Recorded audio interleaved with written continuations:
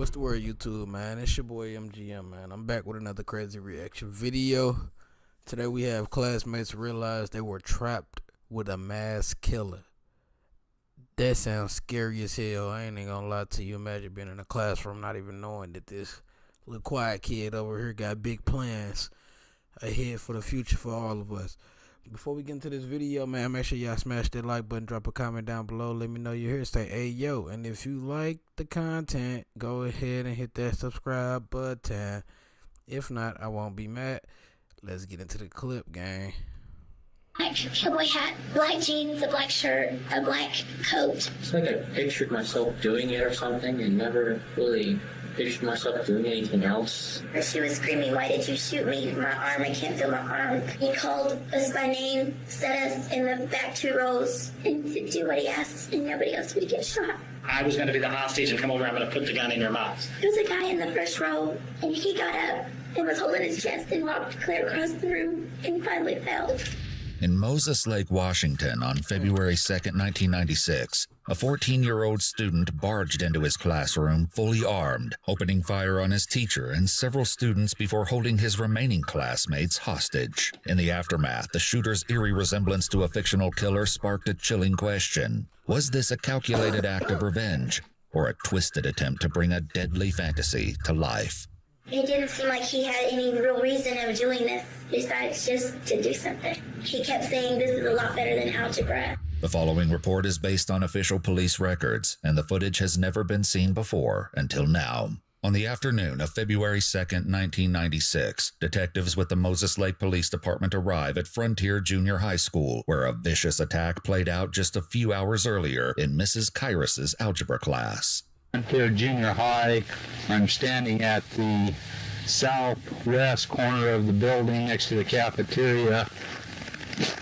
I will be walking towards the door of the building,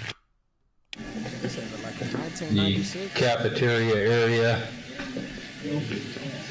and down the center hallway towards room 15.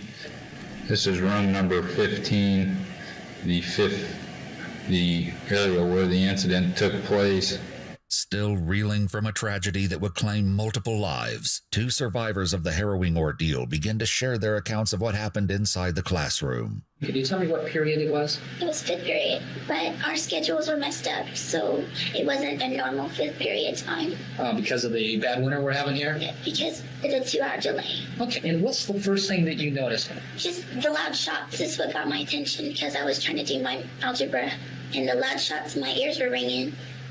And I turned my head and I looked towards the direction of the shots or the loud noises. And I realized then that they were shots and that people were hurt because there were people, it just scattered and they were holding their chests and there was blood. Okay, it was pretty panicky in there? Yes. Okay. When that happened from a person that was in the class or that it entered from the outside? They entered from the outside. Did he say anything when he was shooting? Not while he was shooting. Okay, but later I take it he must have said some He things. was yelling, "Get down." The shooter would later be identified as 14-year-old Barry Lukaitis. Although most teachers acknowledged that he was somewhat asocial, they described him as highly intelligent, a model student, and a pleasure to have in class. The warning signs they missed would only come in hindsight. John Lane, a PE teacher, explains what happened next after the first shots rang out. I was teaching at room number 13, which is the room right next to the cafeteria. I heard some loud explosions, was unable to determine what they were. I left my classroom at that time, went out in the hall, and tried to investigate. When you first heard them, I mean, how many did it sound like? There were several. I had 3 or 4, I guess. Again, I was so unaware, and I thought I didn't know what had exploded to cause that. Didn't suspect a gun, of course. As I was walking down the hallway, I heard some screaming, some kids screaming. I didn't know what had happened. I saw the door was closed. As I got there, I pushed open the door and saw the kids in various states on the floor. There were some in the desks. And as soon as I walked in the door, I noticed directly to my right in the corner someone standing there, very erect, and I detected a gun right away. As soon as I hit the deck and slid around there, I saw Mrs. Kyrus lying up against the front of the room and very ashen gray. Apparently, she looked dead to me at that time. The classroom's teacher, 49-year-old Leona Lee Kairos, still grasped a marker and eraser in each hand as she lay unmoving on the floor. Several students were also shot, but Mr. Lane had yet to realize how many or how badly they were injured when he dove behind the teacher's desk for cover. What was he doing at that time? He was standing there with the gun, and like I say, I didn't take too long to look at him, but I just noticed that there was a gun and there was someone standing there. He was dressed in dark colors. He was wearing a black cowboy hat, black jeans, a black shirt, a black coat. It was a real long duster coat, black boots. Dressed all in black? Yes. A witness would later describe seeing Barry as he walked toward the school earlier that morning, his black attire a sharp contrast to the white snow. He described him as a tin soldier, walking with stiff legs and keeping his arms tight to his body. Just 3 days before the attack, his mother was with him as he purchased the long trench coat that would later conceal the guns he carried. Could you see him with a gun? Yes. Okay. And realizing that, and maybe I'm wrong here, that you're probably not real familiar with guns, was this a long firearm? Was this a short firearm? It was a rifle. I've been hunting. Okay. And I apologize for that. Didn't mean to insult your intelligence. That's great. It was a rifle. Yes. How many times did he shoot? Do you know? Mrs. Carter, he shot Mrs. Carter's once. One time. He shot as many times as he hit. If I felt like he had shot before, he's handled a gun before. Barry entered the classroom that day fully armed with his father's guns, a lever-action rifle and 2 holstered handguns, including a revolver and semi-automatic pistol. These are the 2 holsters and the boots taken from the suspect. The shells in the gun belt by the desk. One student later compared his holsters to those worn by the protagonist in the film Natural Born Killers. Witnesses claimed it was one of Barry's favorite movies, with one recalling him saying it would be fun to go on a killing spree and get away with it, just like the characters in the movie. This unsettling connection to fictional killers would only deepen as investigators uncovered more details in the wake of the tragedy. The guns laying on the desk. He came in there The just like first one appears to be a large cowboys caliber from the Wild Wild revolver. West. Shit. Actually, a large revolver, unknown caliber at this point. 4 days before the shooting, classmates recalled Barry asking if he could buy shotgun shells. When asked why, he eerily replied they would find out later. He told another classmate the shells were needed to kill 15 to 20 objects the size of a dog. He also questioned the power of a rifle compared to a shotgun. 30-30 with a live round. The chamber. Okay, can you show me the side of that prep? Is there a insignia on that? There it is. It's a Winchester Model 94. Yeah, just... As Barry's classmate continued to recount her terror, she explained that Barry was no longer shooting, but still held the rifle in hand as Mr. Lane began talking to him. He was asking, why did you do this and what does he want and does he want to talk about it, and for him to put the gun down and, just trying to persuade him that this was not the right thing to do. Where were you? Were you on the floor? Yes. Okay. And there must have, was there other people on the floor at that time? Everyone was on the floor. Okay. There was a guy in the first row, and he got up and was holding his chest and walked clear across the room and finally fell. Could you see the suspect or Mr. Lane? Yes, I was behind a chair, and there's slits in the chair, and from where I was sitting, I could see his face. He kept looking at him. The suspect did? Okay. What was the suspect saying to Mr. Lane or to the rest of the class, if you know? To be quiet and to do what he asked, and nobody else would get shot. Meanwhile, reports of shots fired at the junior high school reached local authorities, who urgently made their way to the scene. Inside the classroom, Barry began making demands. He kept saying, Mr. Lane, stand up. I'm not going to hurt anybody. Stand up. I'm not going to shoot anybody else. He did say at one time, if you don't stand up, I'm going to shoot somebody, though. He did say that. Was that directed at you? Yes. He said if I wouldn't stand up, he was going to shoot one of the students. He said that one time. Okay. Did you in fact stand up? I kept telling him I was too afraid to stand up, and I just couldn't do it. I just wasn't able to. And during one time when I was laying down, the gun did go off one time, and he said, oh, that's an accident. According to witnesses, the stray bullet struck the ceiling, and Barry apologized to the class. These are possibly rounds which appear to be in the ceiling area. Teachers and students would recall a change in Barry in the months preceding the attack. He became more withdrawn, unfriendly, and had notable changes in his handwriting. One teacher said it seemed as though something was bothering him. Many of Barry's drawings and poems took on dark themes of murder and death. He began making alarming comments to people who would walk by, such as, "They don't deserve to live." Just 2 weeks before the shooting, a student overheard Barry say he would kill someone if they deserved it. Whether Barry deliberately chose his victims remained to be seen, but soon in the interrogation room, he would provide his own answer to this haunting question. For now, Mr. Lane continued his account of what happened next. I finally felt that I had to stand up and make something happen. He kept reassuring me that he wasn't going to shoot anybody, and wasn't going to shoot me, and it wasn't going to hurt anybody. What did he want at that point? I didn't. He said several times that he was going to explain later on why he was there and why he did what he did, but he didn't explain why he had done what he had done. As soon as I got up, we tried to get him to lay the gun down. He wouldn't do that, and at that time, I tried to direct his attention and my attention to the kids that were injured and kind of surveying the scene. There was one student that was down, apparently dead. There was another student who kept saying that they were hurt. I'm gonna pass out. I'm gonna faint. The girl, she was hurt. She was screaming, "Why did you shoot me? My arm, I can't feel my arm." And she said, "Can I go? Let me go get an ambulance." And he let her go. And there was another girl. She had diabetes or something. She had some kind of illness. He let her go. As an officer finally arrived, he passed the shooting victim in the hallway, later identified as 13-year-old Natalie Hintz, telling her to run to the office where an ambulance would meet her. The girl who claimed to be struggling with diabetic issues came out next, and he urged her to get behind him. Mr. Kyrus, the school principal, attempted to enter his wife's classroom, but was stopped as the officer explained he would only endanger the lives of the students inside. The officer called for more backup as the hostage situation inside the classroom grew more dire. Did you remove? And the reason I'm asking, John, is at the breezeway there's an amount of blood that's outside the classroom. You helped the female with the hurt arm, and another person who apparently was not shot but had some diabetic problems was allowed to leave. Anybody else? And there was one other, and this was the student who, and I don't know who it was laying over in the far corner of the room away from Barry, having real difficulty breathing.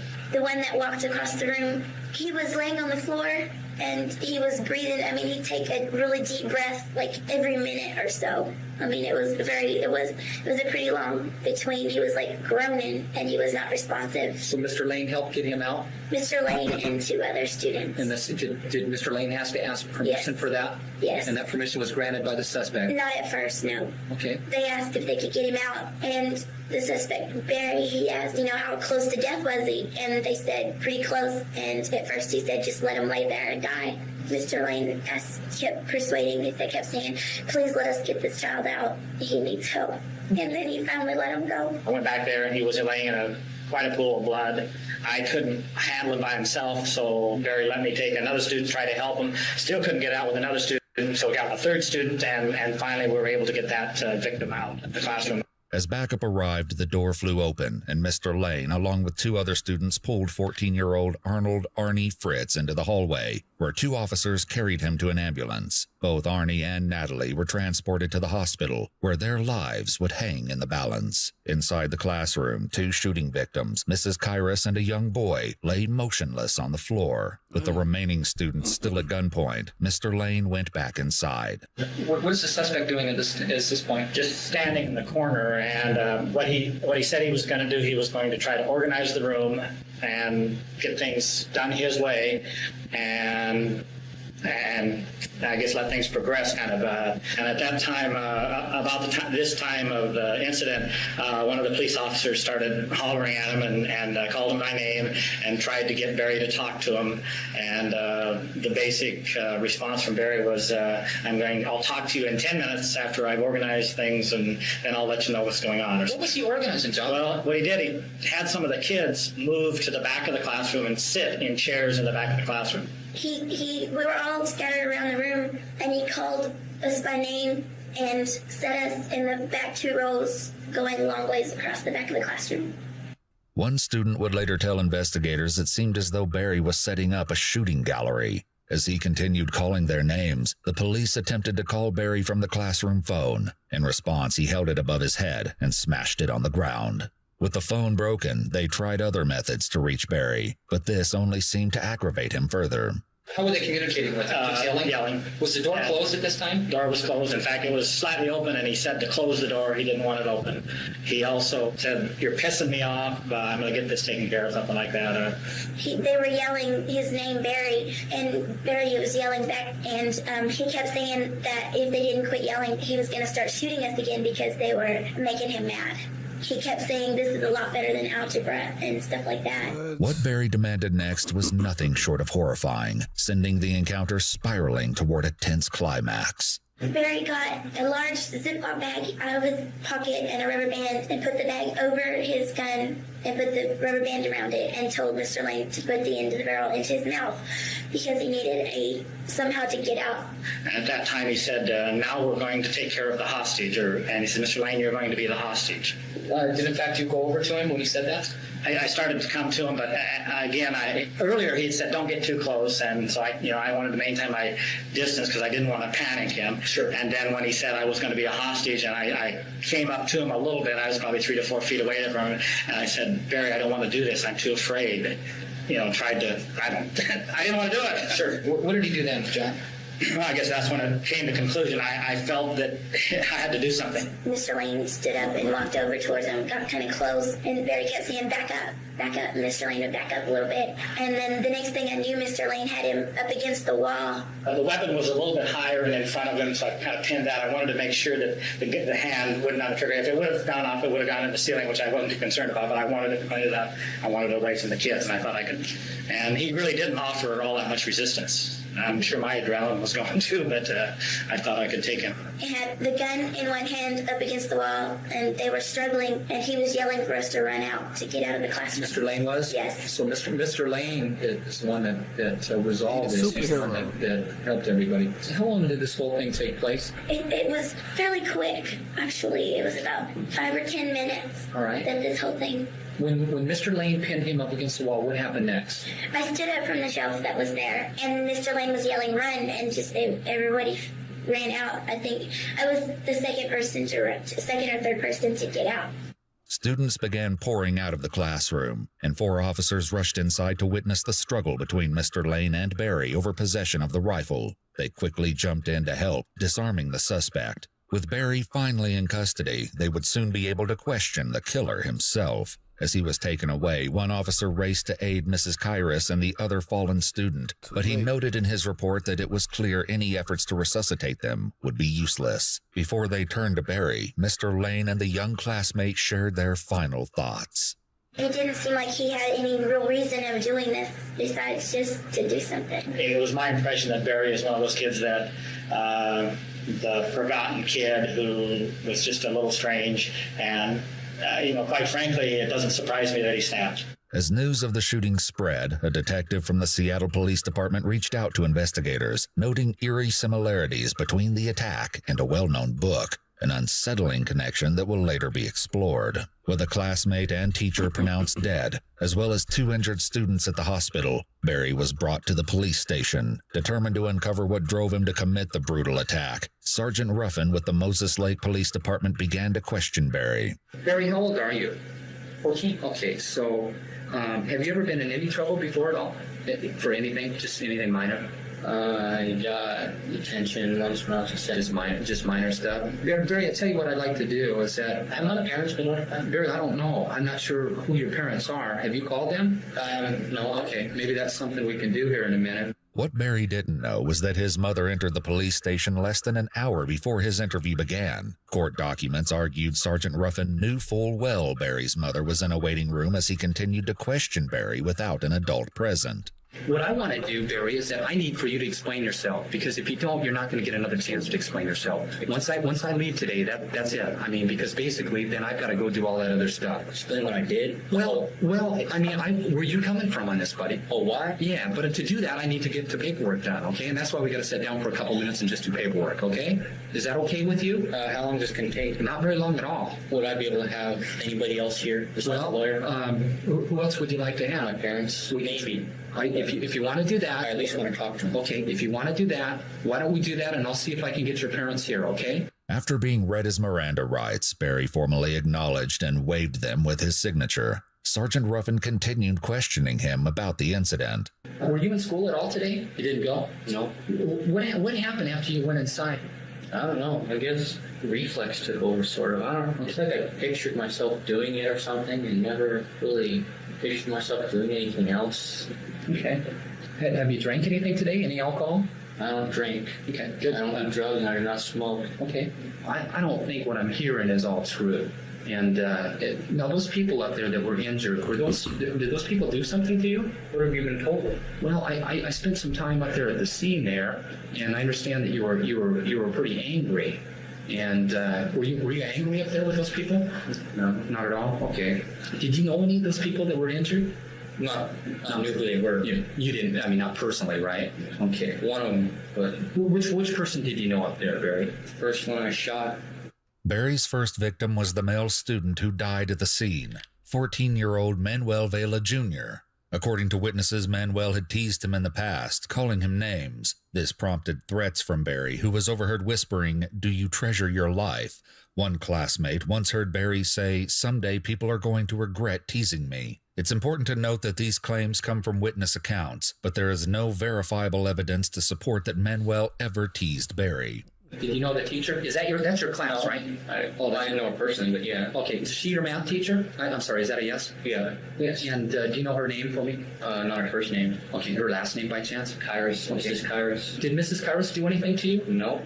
However, witness statements suggest he may have harbored negative feelings for his teacher. Weeks before the shooting, Barry supposedly complained about her teaching methods, with one teacher saying the two had a personality conflict. One witness stated Mrs. Kairos gave him detention a week before the incident, after Barry put paper in the classroom heater. Another recalled Barry stating he wanted to kill Mrs. Kairos because she told him he had a wrong answer in class. Okay, now the other people that got hit, were those accidentals, or were you trying to hit them? Or that was just kind of crazy then? That was kind of crazy. It might have been deliberate. It might have So the only two deliberate ones I believe it was deliberate.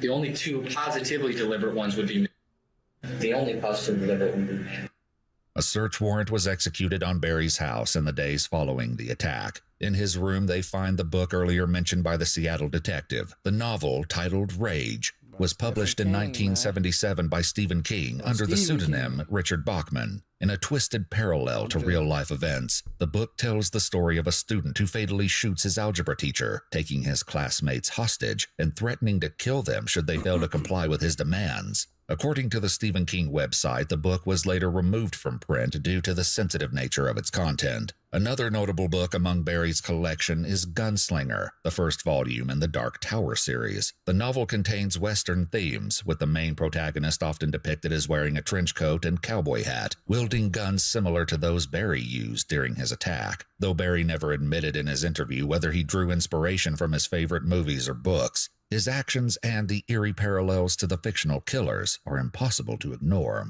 I need to ask. Okay, what am I going to do after I'm out of here? Are they going to go back to the cell or what? Or they need to ask me some more questions? Well, I think if you and I can clear this up, I mean, why, is there somebody in particular you wanted to do or somebody you want to talk to?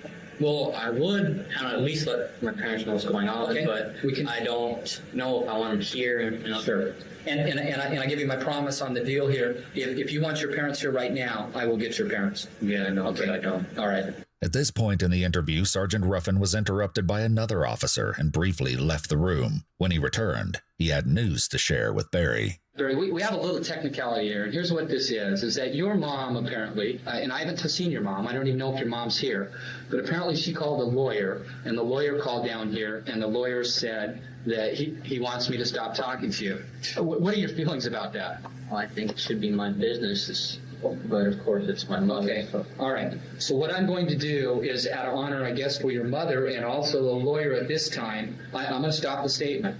With that, the interview reached an end. An autopsy report would later determine that 49-year-old Leona Lee Kairos and 14-year-old Manuel Vela Jr. each died from single gunshot wounds. Dang. As for the two victims who went to the hospital following the attack, 14-year-old Arnold Arnie Fritz died shortly after his arrival. 13-year-old Natalie Hintz ultimately survived after undergoing extensive surgery and nearly losing her arm. Barry was arrested and booked into the Grant County Youth Center. A motion was filed for a psychological evaluation to determine whether or not mental illness played a factor in the attack. It would later be revealed that during the winter months when Barry became noticeably withdrawn, his parents were experiencing marital issues, with his mother filing for divorce just 1 month before the attack. While multiple doctors agreed that Barry was experiencing depression, there was disagreement as to the extent. Barry's lawyers later filed a motion to suppress the statements made to Sergeant Ruffin during his interrogation, arguing that the sergeant had violated his rights.